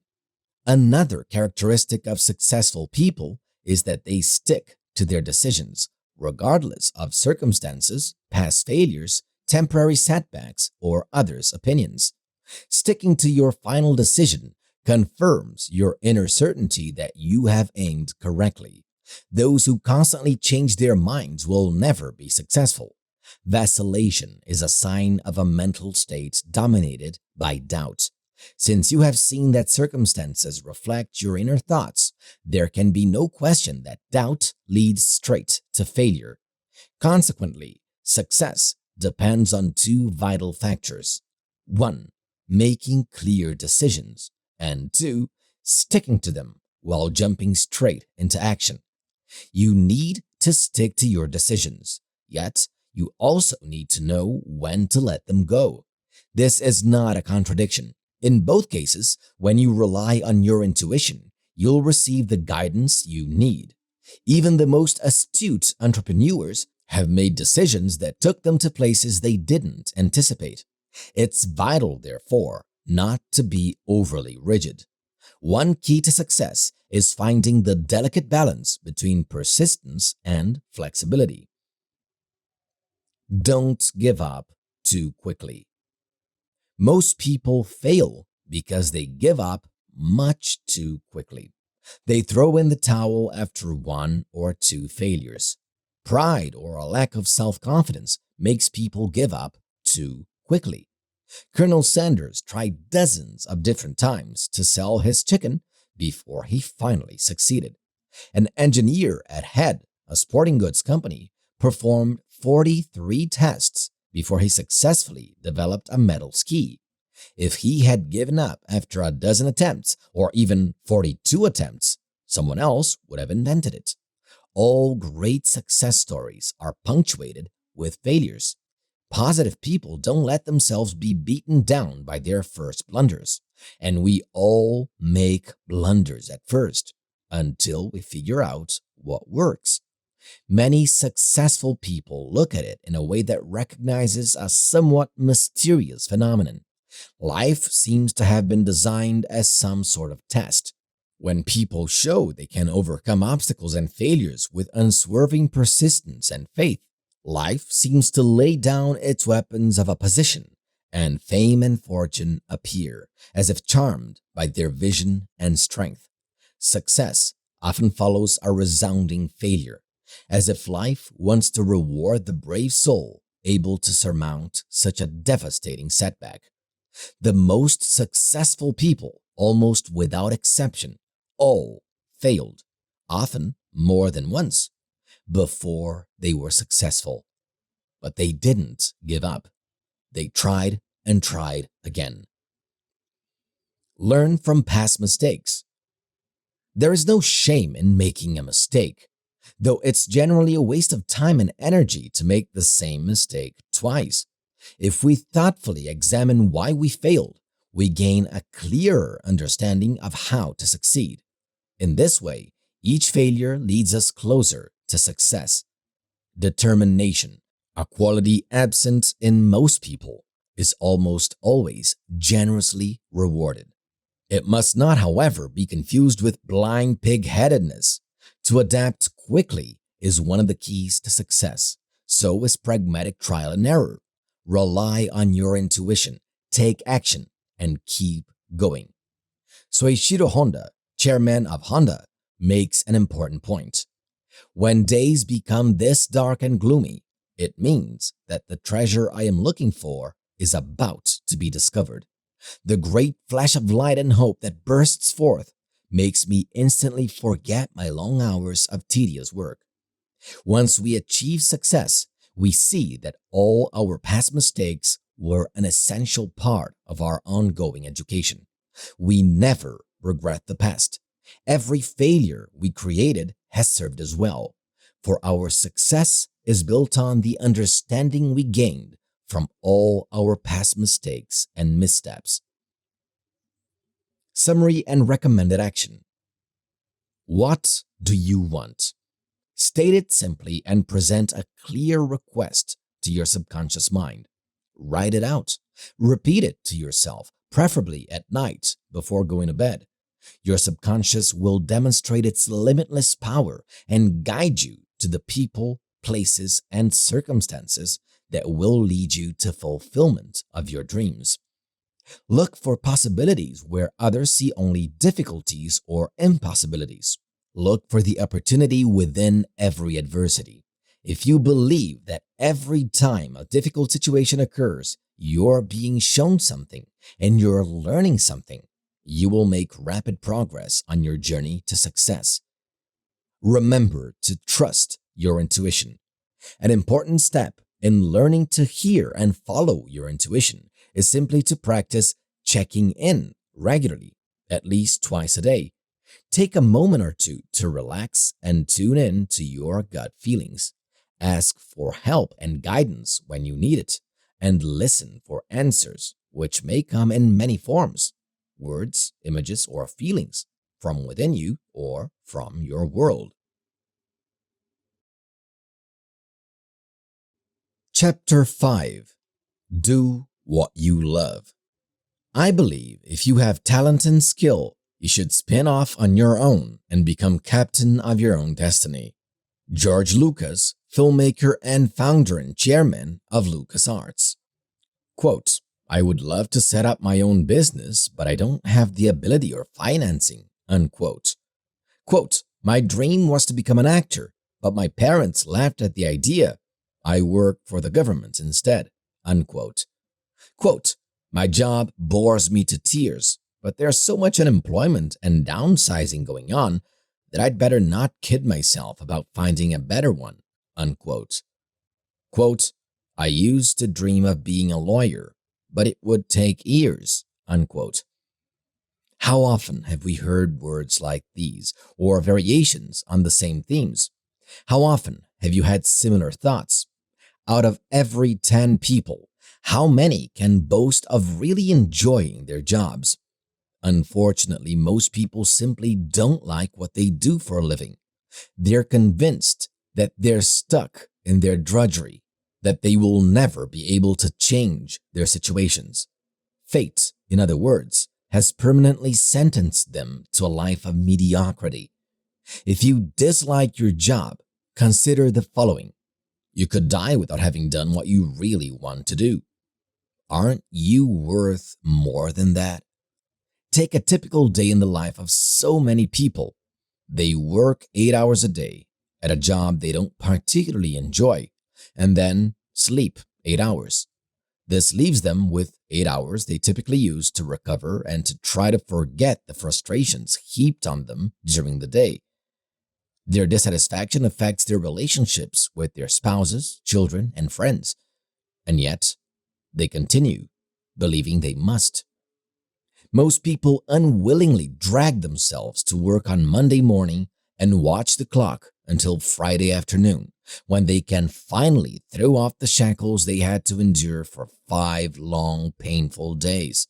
They only really live for 2 out of 7 days.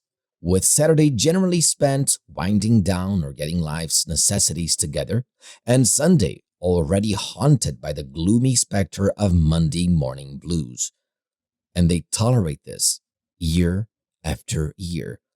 This passive, fatalistic view of life can be changed. Nothing obliges you to keep working at a job you don't like. You can do something about it. An inspiring job exists to fulfill everyone's passion, and you could start it right now. Is life so poorly designed that it's meant to frustrate us constantly and deprive us of what we truly want? Life isn't that cruel. At least it doesn't have to be. It's your choice. Life gives us exactly what we expect. The belief that dreams are impossible to achieve prevents most people from getting what they want. Their experience certainly seems to support this belief. They get exactly what they expect from life: boredom, frustration, obstacles, and small incomes. People are what they believe themselves to be, no more, no less. Denying your personal inclinations and ambitions normally begins very early in life. Yet, to be happy and fulfilled, we have to be courageous enough to be ourselves, to discover what we want, and to go after it. We have to stop denying ourselves because of fear, doubt, or conformity to some normal behavior or way of life. It's a fallacy that we have to do unfulfilling things to earn a living. In fact, to be successful, you have to first do what you enjoy in life. If you don't enjoy your work, you can't do it well. This is an absolute principle. When your heart isn't in something, you experience a drastic slump in energy and motivation. You inevitably come up with mediocre results, or at least with a much poorer performance than you would if you loved what you were doing. It then follows that your boss, associates, clients, or customers can't be completely satisfied with what you have accomplished. As an unhappy employee, chances are slim that you will get promoted to a more interesting position or receive a substantial raise. As an unhappy business owner, chances are small that your business will flourish. Since you rarely work alone, your unhappiness can drag your colleagues down. The monetary rewards you get will reflect this. And with poor monetary compensation, your motivation and the quality of your work plummets. Another vicious cycle. Mark McCormack, author of What They Don't Teach You at Harvard Business School, makes this excellent point. Boredom occurs when the learning curve flattens out. It can happen to anyone at any level of the corporation. In fact, it occurs most often in successful people who need more challenge and stimulation than do others.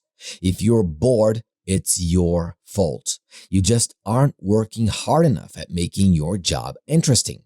It is also probably the reason you haven't been offered anything better. Find out what you love to do, and you will be successful at it. Do what you love.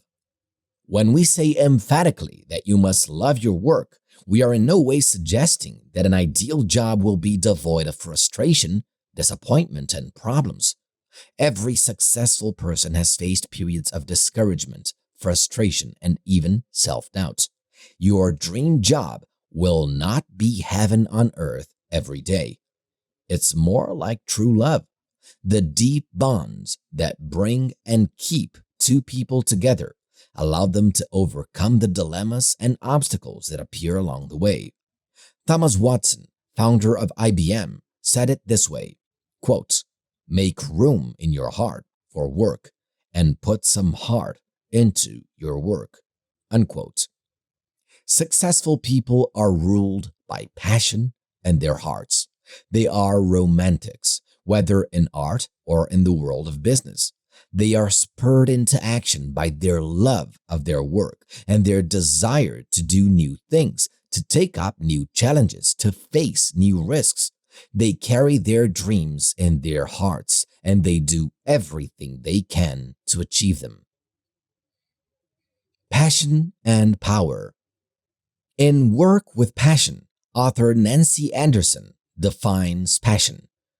Passion is intense emotional excitement.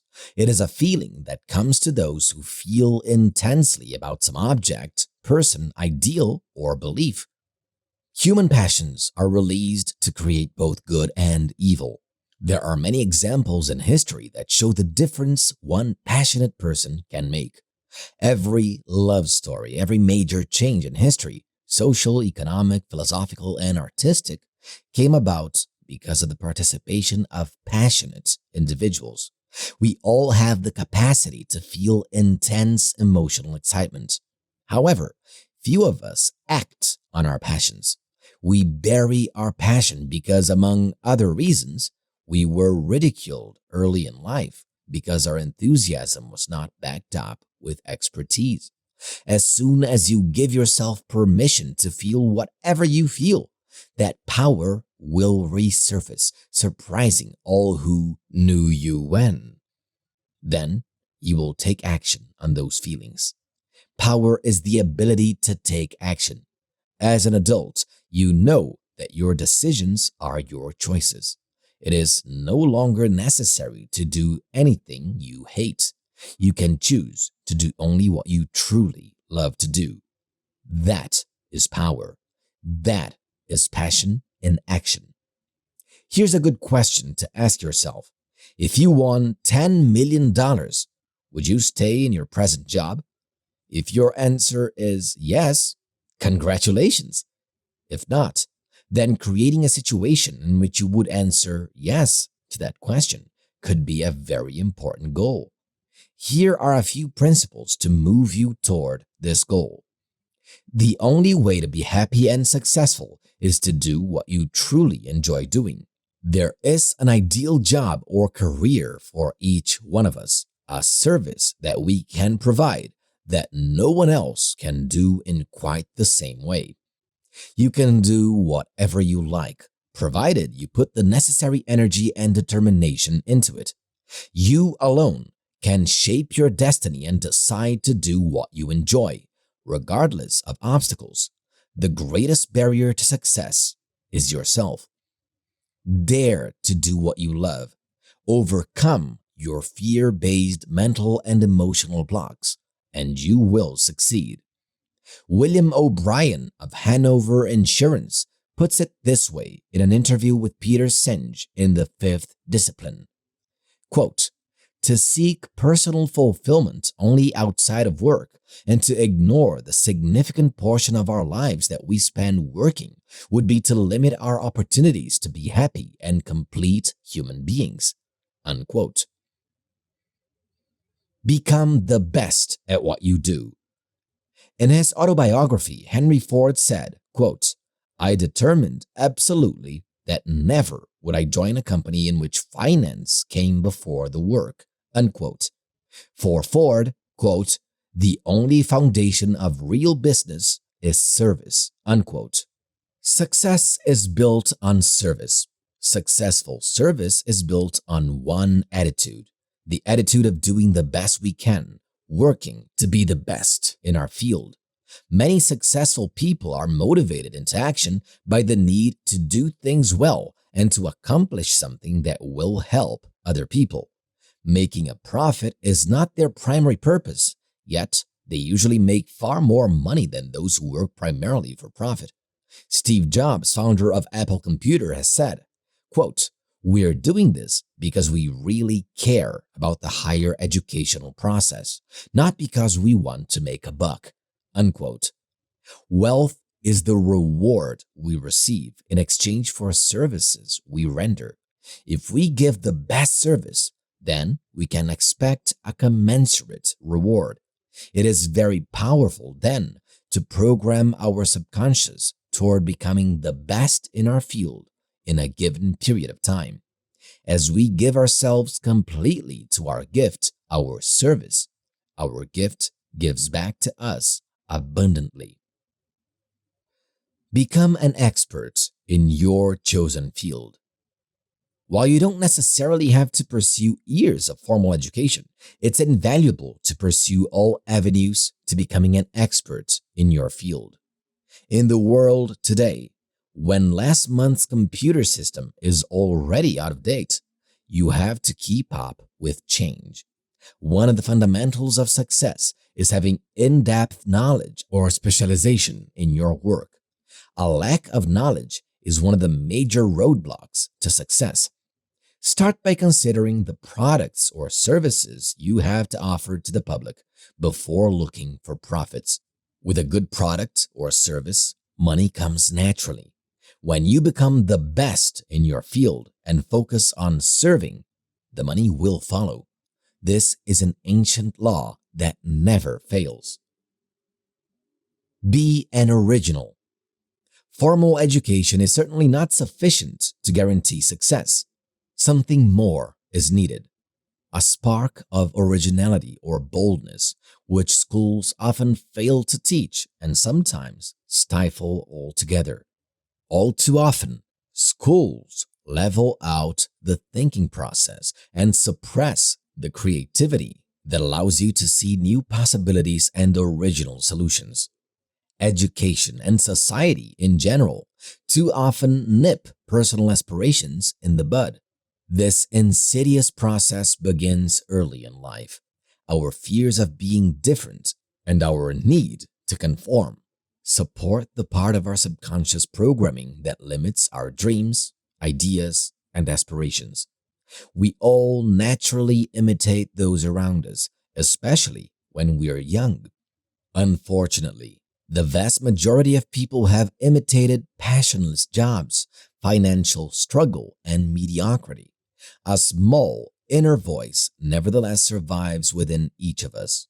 Timid and worried, it whispers to us that our public images are false, that our genuine personalities are hidden and unexpressed. Frustration, sadness, and in some cases, a dead feeling inside are some of the burdens we heap upon ourselves when we deny who we are and what we have to offer. If we want to succeed, we have to be different.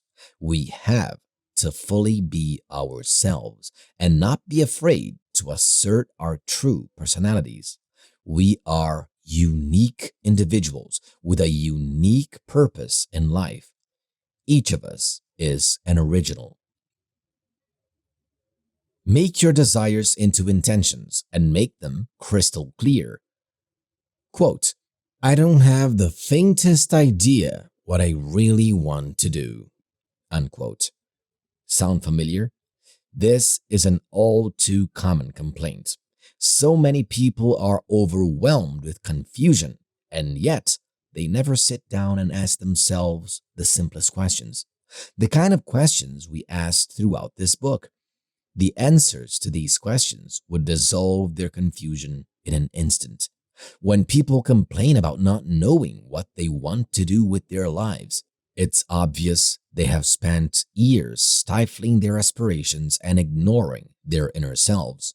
By conforming to other people's expectations and ways of life, they have forgotten who they are and have sowed the seeds of their confusion. Anyone who doesn't really know what he or she wants to do and doesn't establish clear-cut goals will find it hard to succeed. The opposite is also true.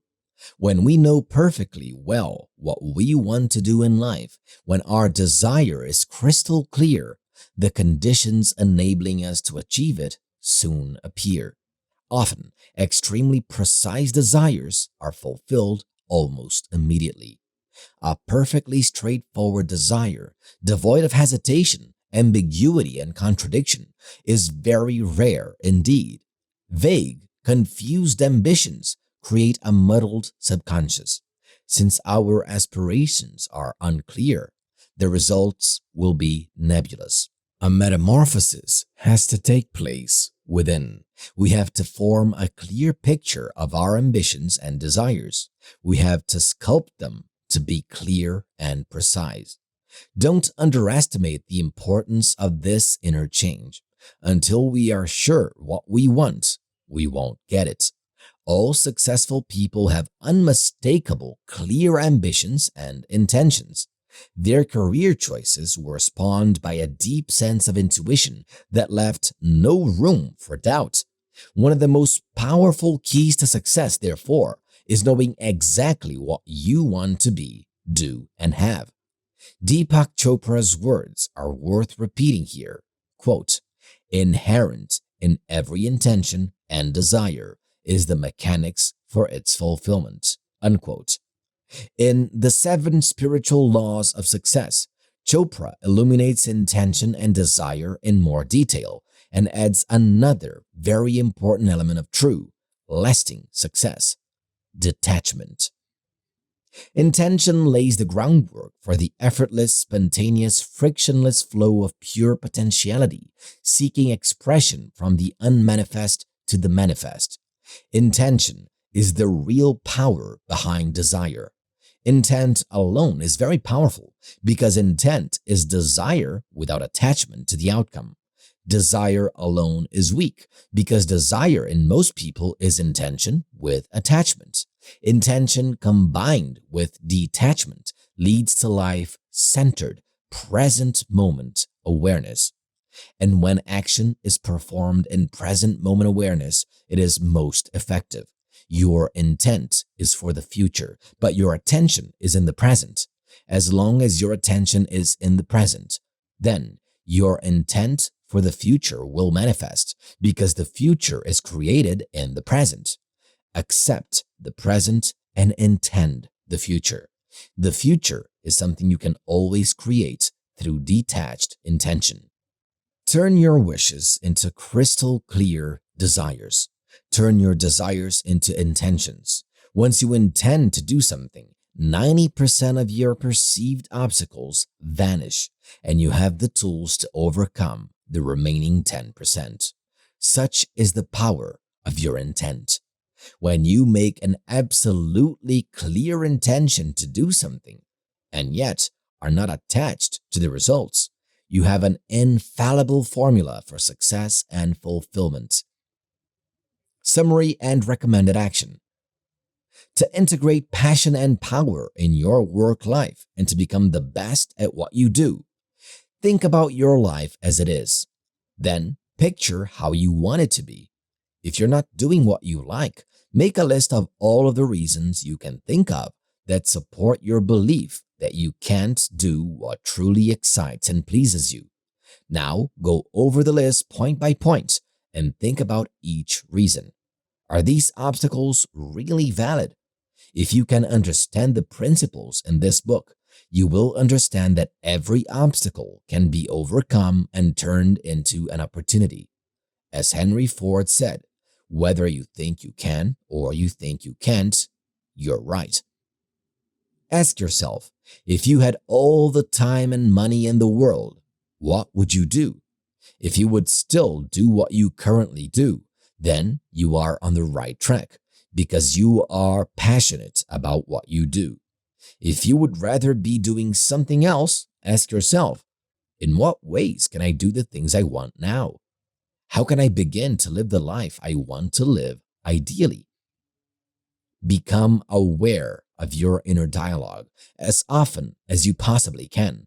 Life gives you exactly what you expect. You write your own script in the drama of life with every word you think and say. So it's up to you to write a better script for yourself. In a relaxed state, repeat the following affirmations or formulas for success to yourself. I am unique. I have something to offer. It is my right and duty to be myself. I am becoming successful. I invite success and prosperity into my life. I attract the people and situations that will help me offer my service. Every day in every way, I am getting better and better. At night, ask your subconscious to help you discover how you can be a complete success, make all the money you want, and serve humanity and the earth.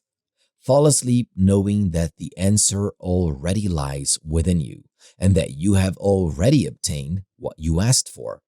The formidable power of your subconscious will work continuously, night and day, as long as you have steered it in the right direction. Chapter 6: The Magic of Goals. I resolved to make enough money so I'd never be stopped from finishing anything. William P. Lear, Learjet Incorporated. Once we have discovered our passion, the field in which we want to succeed, we can concentrate on fulfilling our plans. Some of the best plans are the simplest. Thomas Peters and Robert Waterman's In Search of Excellence discusses the paradox of simplicity. Many of today's managers, MBA trained and the like, may be a little bit too smart for their own good. The smart ones are the ones who shift direction all the time, based upon the latest output from the expected value equation. The ones who juggle 100 variable models with facility, the ones who design complicated incentive systems, the ones who wire up matrix structures, the ones who have 200-page strategic plans and 500-page market requirement documents that are but step one in product development exercises. Our dumber friends are different. They just don't understand why every customer can't have personalized service, even in the potato chip business. They are personally affronted when a bottle of beer goes sour. They can't understand why a regular flow of new products is impossible, or why a worker can't contribute a suggestion every couple of weeks. Simple-minded fellows, really, simplistic even. Yes, simplistic has a negative connotation, but the people who lead the excellent companies are a bit simplistic. To believe that we can make as much money as we want, to believe in our dreams, to disregard negative people, we need a good dose of naivety and simplicity. People who are too rational or intelligent can succeed, but their intelligence can limit the degree of their success if it limits in any way the vast field of their dreams. Make one clear goal. People who don't succeed don't have precise goals. Any objectives they do have are, on some deep level, invariably low. They succeed at mediocrity or failure. Some people don't even begin to set goals because of the overwhelmingly negative conversations they carry on in their subconscious. Almost all successful people started achieving their dreams only when they set clear goals and timelines for meeting them. There may be some people who are exceptions to this rule, but we don't know of any. Set a precise goal with a precise amount of income and a time plan to make it. You'll discover that this is an important difference between those who succeed and those who don't.